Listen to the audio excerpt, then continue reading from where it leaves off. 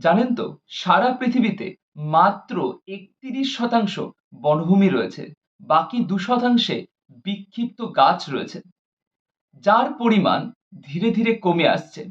যদি আমরা একটু ভারতবর্ষের কথা ভাবি, তাহলে তা মাত্র ২১.৭১% বনভূমি রয়েছে, যা জমির নিরিখে ভাবলে ৮০.৯ মিলিয়ন হেক্টর।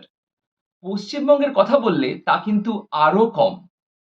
পশ্চিমবঙ্গে মাত্র ১৩.৩৮%, যা জমির নিরিখে যদি দেখতে যাই তাহলে ১১,৮৭৯ বর্গ কিলোমিটার বনভূমির অন্তর্গত, যা পুরো বিশ্বের নিরিখে অনেকটাই কম।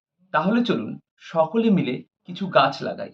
আপনার বাড়ির আশপাশ যদি ফাঁকা জমি থাকে, তাহলে দয়া করে সেটাকে কংক্রিট না করে কিছু সবুজ দিয়ে মুড়ে দিন।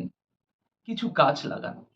তাহলে দেখবেন বিভিন্ন রকম সমস্যা, যেমন ধরুন পরিবেশ দূষণ, গ্লোবাল ওয়ার্মিং এবং বৃষ্টি কম হওয়া, এই ধরনের বিষয়গুলোকে আমরা সহজেই নিয়ন্ত্রণ করতে।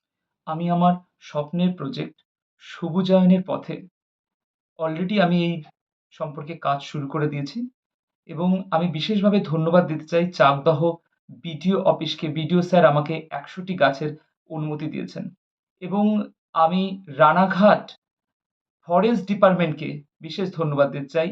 সেখান থেকে আমি অতি সহজে ১০০টি চারাগাছ কিন্তু পেয়ে গিয়েছি। ১০০টি নয়, অ্যাকচুয়ালি ১০২টি।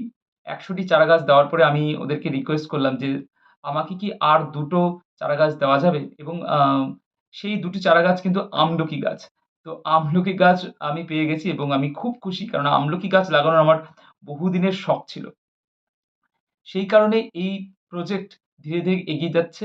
আপনাদের সহযোগিতা এবং আশীর্বাদে আশা করছি অনেক গাছ লাগাতে পারবো।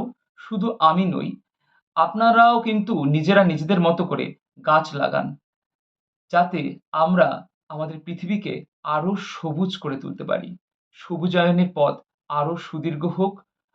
আশা রাখছি ভবিষ্যতে আরো অনেক গাছ লাগাবো। ধন্যবাদ।